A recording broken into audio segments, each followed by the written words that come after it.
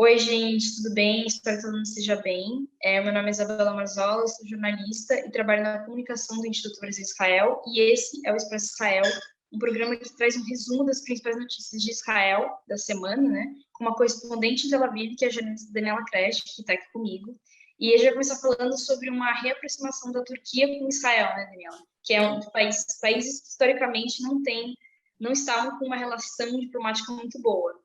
Pois é, hoje eu vou começar então a falar de um assunto que é meio esquisito, assim, parece que saiu do nada, porque a verdade é que o relacionamento entre Israel e Turquia era muito bom, era um dos poucos relacionamentos que Israel tinha com um país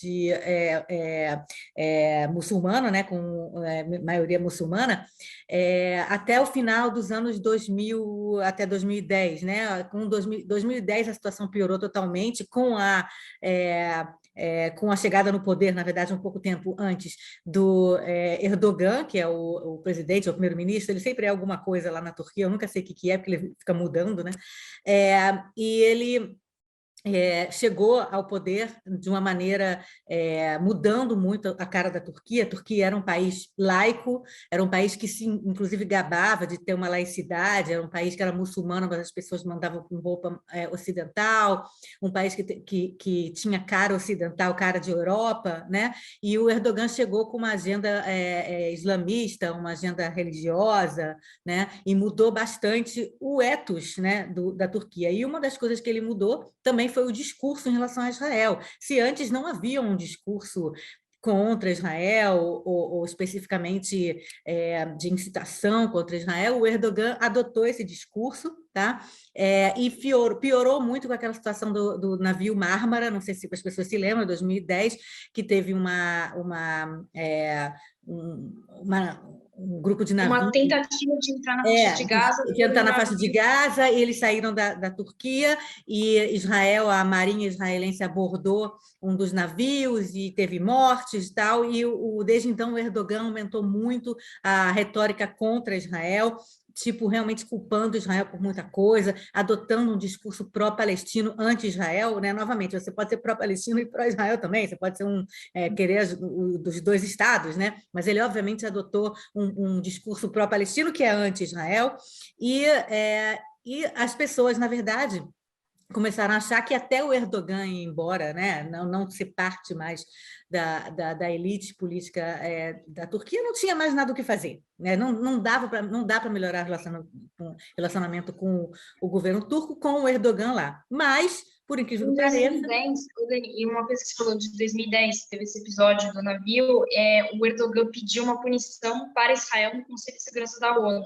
Inclusive, o embaixador turco que estava na embaixada em Tel Aviv, saiu, voltou para a Turquia, né? Então, assim, Sim, realmente sim. queriam acabar os laços diplomáticos, não. Exatamente. Tanto que Israel, os públicos israelenses também ficou bastante chateado com essa história, pararam de viajar para a Turquia, era o principal país turístico, destino turístico dos israelenses. Os israelenses meio que pararam, diminuíram drasticamente a viagem, porque começou também um antissemitismo na Turquia. Você começou a ter placas de algumas lojas dizendo proibido cachorro, proibido judeu, entendeu? Ou proibido israelense, sei lá. Entendeu? Então, os israelenses passaram a viajar para a Grécia, o Israel começou a fazer laços mais amigáveis com a Grécia, inclusive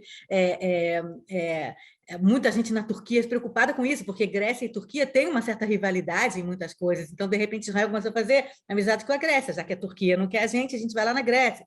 Então, toda uma questão geopolítica aqui regional importante. Então, as pessoas achavam que com Erdogan no poder não tinham o que fazer, ele não vai nunca mudar o estilo dele, não vai deixar de incitar contra Israel. Só que aí, de repente, o Erdogan agora, alguns dias atrás, algumas semanas atrás, avisou que em março vai ter uma visita do presidente de Israel na Turquia, o Yitzhak Herzog. A gente chama ele de Buji Herzog, tá? Em hebraico a gente fala Yitzhak Herzog, em inglês fica Isaac Herzog, e aqui o apelido dele é Buji, né? Então ele avisou, ele ele falou, o Bush, né, o Herzog, vai visitar, fazer uma visita oficial como presidente na Turquia. As pessoas falam, uau, que coisa, né? Porque, primeiro, é um presidente. O presidente em Israel meio que um cargo assim, meio protocolar, não é um cargo diplomático, né? Apesar de que depois eu vou falar um pouco sobre isso, como o Bush está cada vez mais usando o seu cargo para a diplomacia, mas ele avisou, então, essa visita, e as pessoas começaram a falar, ué, o que está acontecendo? E aí realmente começaram a sair informações de que um diretor, por exemplo, o principal diretor do Ministério das Relações Exteriores, fez uma visita confidencial à Turquia alguns meses atrás, os laços com o governo turco começaram a melhorar entre pessoas de mais baixo escalão e, de repente, depois entre as chancelarias, e resultou nesse anúncio de que, em março, o Bush Herzog vai para a Turquia. A gente não sabe o que vai acontecer até março, né, gente? Tem aí algum tempo, mas... E aí, as grandes explicações sobre isso é que, primeiro, o Erdogan ele está enfraquecido porque ele já está no poder há muito tempo e ele está lutando pela popularidade, né?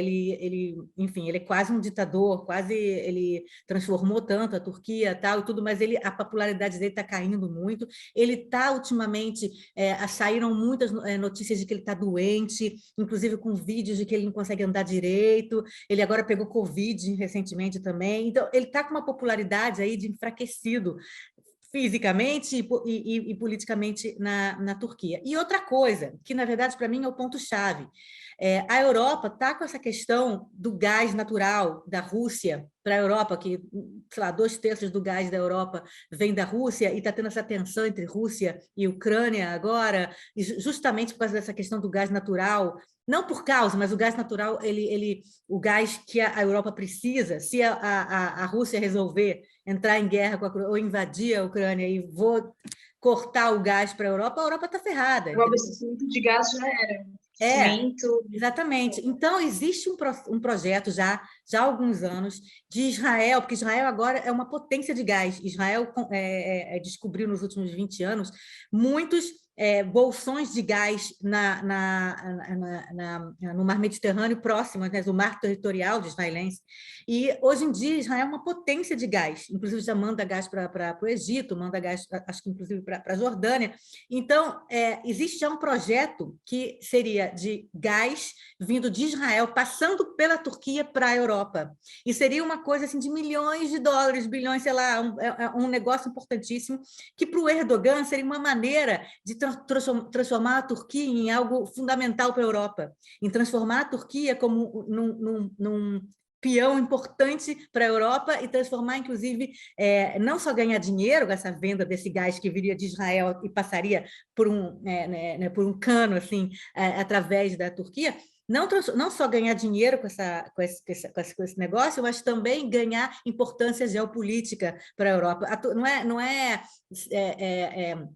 segredo que a Turquia queria muito fazer parte da União Europeia, entendeu? A Turquia gostaria muito de fazer parte, enfim, de todas as coisas, e a Turquia até agora não é da União Europeia, entendeu? A Turquia não tem, existe uma barreira aí cultural, uma barreira também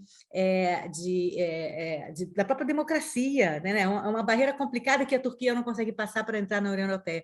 Então, a tentativa, teoricamente, segundo essas análises, seria realmente de fazer essa reaproximação com Israel, para, enfim, talvez tentar fazer esse negócio do gás natural através de Israel, passando pela Turquia, sair do papel. Agora, obviamente, o Erdogan, depois de anos, décadas, já falando mal de Israel, tem muitos críticos, quer dizer, muitas pessoas que são a favor do Erdogan, criticando o Erdogan, falando, você agora vai fazer a amizade lá com os terríveis israelenses. E o Erdogan, então, está tendo que falar, não, a gente vai continuar a ser pró-palestino, a gente vai continuar não sei o que, não sei o que. Então, o Erdogan está meio vai tomar lá da cara uma complicação aí entre seus críticos e pessoas que estão a favor dessa reaproximação com Israel, e os próprios israelenses, por enquanto, eu não sei muito bem o que eles estão pensando, não.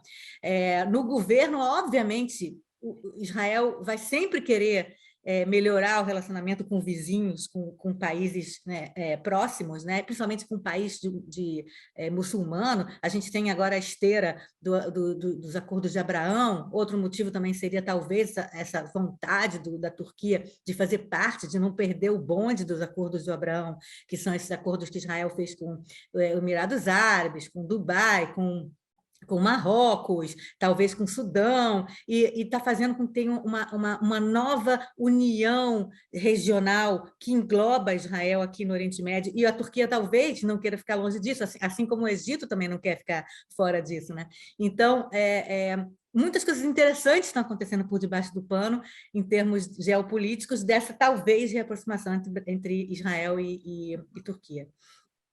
E você falou que a Turquia foi o primeiro país de maioria muçulmana que estabeleceu laços com Israel, né? Então, mais ou menos até a posse desde a posse do Erdogan, as coisas foram de mal a pior. E aí, pois eu me lembro na época do Mármara, eu fui fazer uma pesquisa sobre relacionamento entre Israel e Turquia, não sabia muito e tal, e assim, tipo, a Turquia foi o primeiro país muçulmano entendeu? A identificar, a fazer amizade, a não sei o que com Israel. Existia um relacionamento excelente entre os dois países. E realmente foi o Erdogan que azedou esse relacionamento. E agora a gente está vendo essa reaproximação. Já houve umas tentativas de reaproximação antes, então a gente não sabe ainda o que vai realmente acontecer, mas agora parece que o próprio Erdogan falou que o presidente vai visitar. Quer dizer, então temos aqui alguma coisa que a gente está observando que está acontecendo por debaixo dos panos aqui localmente. Vamos ver se realmente vai acontecer esse encontro aí no meio de março, né, com o Herzog e o Erdogan, e aí depois você fala do desdobramento, né, desse encontro, dessa reaproximação. Se vai dar certo, se vai continuar uma relação um pouco conturbada, enfim. E também sobre esse projeto do arquiduto de gás, né? Uhum. E agora, eu queria, então, justamente pegar esse gancho da questão da viagem do Buzz Herzog, né, do Isaac Herzog para a Turquia, para falar um pouco desse papel que o Herzog está tomando para si, de uma espécie de presidente diplomata. Quer dizer, o presidente de Israel é uma posição, ele chama-se, né, é o cidadão número 1 de Israel, né? É teoricamente um cara, né, uma pessoa que fica 7 anos, ele não é eleito diretamente pelo povo, quer dizer, eleito indiretamente, ele é eleito pelo parlamento, que é eleito pelo povo. Então, indiretamente, ele é eleito, mas pelo parlamento, e ele fica 7 anos, e, em geral, ele faz questões mais protocolares, ele vai visitar escolas, ele vai fazer, sei lá, iniciativas de sociedade civil, ele vai, sei lá, ele, em geral, ele toma mais as ações dele são mais assim, rainha da Inglaterra. Representativas, né? Não tem um poder. Exatamente, uma coisa assim. Isso, uma coisa foi. É apolítica, é um partido, é uma posição acima da política, ele não deve tomar partidos políticos, tá? Então, agora, teve um presidente aqui em Israel, que foi o anterior que a gente teve agora foi o Reuven Rivlin, né? Que deixou agora no meados de 2021, depois de 7 anos, e ele foi muito esse presidente interno. Ele foi muito esse presidente de tentar apaziguar entre as populações israelenses. A diversidade dentro de Israel. Ele, inclusive, fez um discurso que ficou muito famoso sobre os 4 tipos de israelenses que tem, e as 4 tribos dentro de Israel, e como essas 4 tribos precisam se reconhecer e se apaziguar. Ele foi um presidente muito querido, e ele era um cara que era do Likud, do partido do primeiro-ministro Benjamin Netanyahu, ex-primeiro-ministro, e ele, quando ele assumiu a posição de presidente, ele foi muito querido, ele foi muito um cara assim realmente tentando apaziguar e juntar, unir, né, essas tribos que ele chamou dentro de Israel. Mas o presidente anterior, antes do Rivlin, foi o Shimon Peres, que todo mundo conhece internacionalmente, é famoso, né, que faleceu em 2016, e ele tinha sido primeiro-ministro de Israel, um dos pais fundadores de Israel, um cara assim super famoso, importante nas negociações de paz com os palestinos e os acordos de Oslo, e ele foi primeiro-ministro, ele sempre foi muito, dentro de Israel, muito polêmico, né? Mas internacionalmente o Shimon Peres era um nome de um israelense meio que quer fazer a paz, ele sabia falar internacionalês, ele sabia falar a língua do mundo, né, o Simão Peres. Então, ele, quando assumiu como presidente, ele fez muito esse papel de chanceler, ele viajou pelo mundo muito para representar Israel, ele falou muito discursos de paz, discursos de que Israel quer se integrar no mundo, que Israel só quer a paz e que queremos não sei o quê. Ele fez muito esse papel de imagem de Israel no exterior. Uma coisa que o Rivlin, depois dele, não fez tanto. E agora o Yitzhak Herzog, que é um cara que ele tem um pedigree político importante de Israel, ele foi presidente, ou diretor-chefe do Partido Trabalhista, que ele é um cara que tem um passado importante, o pai dele foi presidente, o avô dele foi um rabino, chefe importante, quer dizer, o Herzog, ele tem um pedigree político e ele adotou esse papel meio de Simão Peres, meio de viajar pelo mundo representando Israel, fazendo um papel até mais diplomático mesmo, de diplomacia, de chanceler. A gente sabe que o chanceler hoje em dia é o Yair Lapid, né? Que é um cara de centro-esquerda, mas o Lapid está meio sumido, eu não sei muito bem o que o Lapid tem feito. E aí o Herzog, então, ele está meio... assumindo essa posição. Assumindo esse papel. Esse papel, E o segundo tema agora, que é cultural, né? Já ser um pouco da política. Bom, também é um pouco político, porque tem a ver com pautas identitárias. Sobre o Eurovision, que é como se fosse um American Idol europeu, que Israel também participa. Exatamente. O Eurovision, a gente fala em Eurovisão em português, porque em Portugal participa, então tem um nome em português, Eurovisão. O maior, na verdade, o Eurovisão todo ano, quando acontece, mais ou menos em maio, ele é o maior show ao vivo de música do mundo. Ele sempre foi o maior show ao vivo de música do mundo. É um show, na verdade, uma competição entre países europeus. Ultimamente, fora da Europa também, você tem a Austrália participando, por exemplo, nos últimos anos. Quer dizer, é uma competição, a melhor música, cada música tem 3 minutos, de todos os países da Europa, fora inclusive da União Europeia, não precisa ser da União Europeia, inclusive Israel. Israel participa porque Israel fazia parte, no começo do Eurovisão, na década de 50, Israel fazia... Tendência dessa de 50, Eurovisão. Israel fazia parte porque Israel fazia parte do Instituto da União de Televisões da Europa, uma coisa assim. Israel sempre teve muita dificuldade de fazer parte de qualquer tipo de união ou federação ou, sei lá, grupo de coisas do Oriente Médio. Então, eles sempre acabavam fazendo parte de grupos relacionados à Europa, tanto que, por exemplo, até hoje em dia, Israel também, quando joga no futebol e para a Copa do Mundo, tenta entrar na Copa do Mundo, sempre joga contra europeus, não joga contra países do Oriente Médio, né? Quer dizer, por causa dessa complicação, sensibilidade, essa coisa de Israel aqui no Oriente Médio é sensível. Então, por causa disso, Israel participa da Eurovisão desde o começo.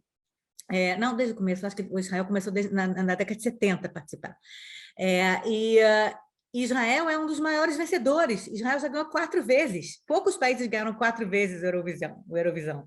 Israel ganhou. Inclusive, a última vez que ganhou foi em 2018, agora, recentemente, em 2018, sendo que teve uma Eurovisão em Israel. O país que ganha no ano seguinte, ele é o local onde acontece a Eurovisão. Então, aconteceu em 2019 a Eurovisão aqui em Israel. Eu fui, inclusive, no ensaio geral, é muito legal. Milhares de pessoas, é transmitido ao vivo no mundo todo, e as pessoas vão votando ao vivo. Enfim, quem já morou aqui na Europa, na Europa, quem já morou na Europa, ou quem, enfim, tem uma ideia do que é a Eurovisão, sabe da importância dessa competição, e, obviamente, sempre por trás da questão cultural, da questão da música e tudo, né, tem uma questão geopolítica, né? Você tem, por exemplo, países que só votam um no outro sempre. Tipo, Malta só vota na Itália, a Itália só vota em Malta, Chipre só vota na Grécia, a Grécia só vota no Chipre. Quer dizer, você tem sempre países que votam um no outro, né, porque são ligados, você tem países que nunca votam um no outro porque estão em guerra, estão brigando. Então, quando teve o negócio da Rússia, por exemplo, invadindo a Crimeia, a Rússia não participou naquele ano. Se não me engano, eu acho que eu não estou errada, não. Quer dizer, então, você tem uma questão geopolítica importante também, claro, em qualquer união, qualquer competição de tantos países assim, você vai ter geopolítica no mundo, é que nem no fundo, que nem a Olimpíada tem geopolítica no fundo. Por mais que tente afastar essa questão política dos Jogos Olímpicos, sempre tem alguma coisa política lá. E a música e a cultura e os esportes sempre tem também um soft power, né? Por que a União Soviética, no passado, apostou tanto e investiu tanto em seus atletas para ganharem a Olimpíada? Porque viu a importância do soft power, né? De mostrar força nessas competições, né, culturais e esportivas. Até hoje, né? Mostra que a Rússia, os Estados Unidos, a China sempre ficam ali no topo das É uma medalhas. competição que tem política por trás, entendeu? Então, Israel sempre participou do Eurovisão e sempre foi importante para Israel essa presença, para meio que falar, olha, a gente sabe cantar também, a gente não fica o tempo todo, não é todo mundo aqui militar no exército, não é o tempo todo guerra, a gente canta, a gente dança, a gente não sei o quê. Então, é importante para Israel isso. E a outra coisa que Israel ultimamente tem feito muito nas músicas que manda, é mandar uma mensagem quer dizer, os caras que fazem as músicas são muito, enfim, inteligentes nesse sentido. Eles mandam mensagens de assuntos atuais. Por exemplo, quando a Neta Barzilai, que ganhou o Eurovisão em 2018, cantou e ganhou, a música dela era uma música de empoderamento feminino e estava bem no auge do Me Too, né, do movimento Me Too. E ela cantou, eu sou uma mulher e não sei o quê, se você não quiser ir comigo, dane-se, não sei o que, tá. Uma música bem reverente e muito empoderamento feminino. E a música desse ano se chama I Am, de um cara chamado Michael Ben David, Ben David, né, em hebraico Michael Ben David. Ele é um cara que a música chama I Am, uma música de empoderamento LGBT. Tá? Ele saiu do armário com 16 anos de idade, ele é filho de um casal religioso de ascendência russo-ucraniana, quer dizer, o pai, eu acho que a mãe é russo-ucraniana, o pai é da Geórgia, e ele uma família religiosa, e ele com 16 anos deixou a religião e saiu do armário. E ele conta que ele sofreu muito bullying, porque ele tem uma vozinha meio assim, ele é meio estereotipado, meio homem gay estereotipado, entendeu? E ele meio que adota essa imagem dele e gosta e se assume como ele é, tá? E ganhou desde a primeira audition, que ele foi escolhido através de um X Factor, né? Não sei se tem X Factor no Brasil, né? Uma coisa meio The Voice. Ele foi um The Voice que X Factor. No final, quem ganhava o X Factor é que vai ir no Eurovisão, né? E ele ganhou sempre com essa imagem, essa coisa meio extrovertida, extravagante, over the top, né? E então fizeram uma música para ele, I Am, em que ele fala: eu sou assim como eu sou e me dá logo a Give It to Me Now, The Crown, porque eu sou assim e tal, não sei o quê. Uma música irreverente, meio estilo estilo dança eletrônica, sabe? Então, é uma coisa bem moderna e bem passando o empoderamento. E eu fiquei vendo pessoas pelo mundo, porque o Eurovisão é uma febre, né? Não só na Europa, mas também nos Estados Unidos até. As pessoas fazem react das músicas que saem, e são, obviamente, 50 músicas que saem todo ano, e as pessoas ficam fazendo react, que música é melhor, que não é, tem bolão, tem não sei o que, é uma febre. E aí eu estava vendo muitos reacts da música israelense, as pessoas adorando a música por esse motivo, por essa imagem, essa mensagem de empoderamento LGBT. Então, vamos ver o que vai acontecer na Eurovisão, mas para Israel isso é super importante, é um soft power importante, é importante mostrar esses lados de Israel, que Israel não é um país super religioso, que só ninguém... guerra, Não tem só guerra, não tem só ultra-ortodoxo, é um país liberal, é um país com diversidade, é um país alegre, e é um país que tem LGBT e tem liberdade, enfim, então é importante muito isso e, bom, boa sorte para ele. Uhum. E para quem quiser assistir, vai começar esse ano, né? O Eurovisão deste ano começa na terça-feira, dia 10 de maio, e vai até dia 14 de maio, dura 4 dias, né? Eu acho que no Brasil dá para ver hoje em dia, porque tem muitos canais. Dá para ver canal internacional, eu acho que também pelo YouTube, sabe? Que eles fazem streaming. Pois é. Eu nunca vi, pessoalmente, assim, eu. Já viu? Mas Já viu? Não Não? assisti, mas eu tô pensando em assistir, eu gosto. Eu assisto, É gostava de assim, assistir americano. é muito nicho, é muito assim, é muito extravagante. É claro que você vê várias culturas. Antigamente as pessoas cantavam em suas línguas natais, né? Então era muito Uhum. mais de culturas, tal. Você via coisas muito legais. Hoje em dia todo mundo canta inglês, todo mundo canta pop, entendeu? Então fica uma coisa meio homogênea. Mas É, de eu vez acho em que quando você então, quando eu faço vê. uma tradução mais legal, né? Você canta em italiano, em espanhol, A hebraico. Itália ficou anos sem participar, agora a Itália voltou e vai ser na Itália esse ano, vai ser em Milão. A Itália tem brigou lá com o pessoal da Eurovisão, ficou acho que uns 20 anos sem participar, mas agora voltou e ganhou. E vai ser nesse ano vai hospedar. E agora é muito assim, 3 minutos de música pop. E assim, nem sempre é um alto nível de música, é só aviso, né? É uma coisa meio tipo carnaval, carnavalesco, que nem sempre a música do carnaval são boas. De vez em quando você encontra alguma pérola. O ABBA ganhou, né? Aquele grupo ABBA ganhou com o Waterloo na década de Não, 70. Então, quer ótimo. dizer, então você tem algumas músicas que ultrapassam. Alguns anos atrás, em 2017, foi uma música portuguesa maravilhosa, que foi aquele cara que inclusive, a música portuguesa que ganhou foi a abertura de novela no Brasil. Uma novela das 6, que teve uma música portuguesa, era o cara que ganhou a Eurovisão com essa música. Então, assim, volta e meia tem umas pérolas, mas nem sempre. Depois não vão reclamar comigo, que eu falei para Não, assistir. é bom para dar risada também. As que não forem muito boas, a gente ri. Eu Não, gosto muito de vai ser assistir para mais. rir também, porque tem uma regra, só pode ter 6 pessoas no palco. Então, é o cantor, ou então um grupo, só pode ter 6 pessoas, não pode ter mais. Então, pode ser o cantor e 5 dançarinos, ou tal, não sei o quê. Assim, as coreografias são extravagantes pra caramba, entendeu? É um negócio assim, meio kit, meio brega. Eu adoro, adoro. Trash TV, o melhor trash TV possível. Gente, esse foi o Expresso Israel desta semana. Para vocês acompanharem mais notícias de Israel trazidas pela Daniela, que está lá. Assistam no canal do Instituto Brasil Israel, que chama Instituto Brasil Israel, ou acompanhem pelas redes sociais. A gente também posta pela IGTV do Instagram, o Instagram é @Instituto Brasil Israel, na página do Facebook, que chama Instituto Brasil Israel, e no Twitter, para vocês acompanharem outras notícias, @ib_br. A gente também tem uma newsletter, que o link fica na bio do Instagram, e o texto da Daniela semanal, que traz uma análise mais profunda da semana, que a gente posta no site e também divulga pelas redes.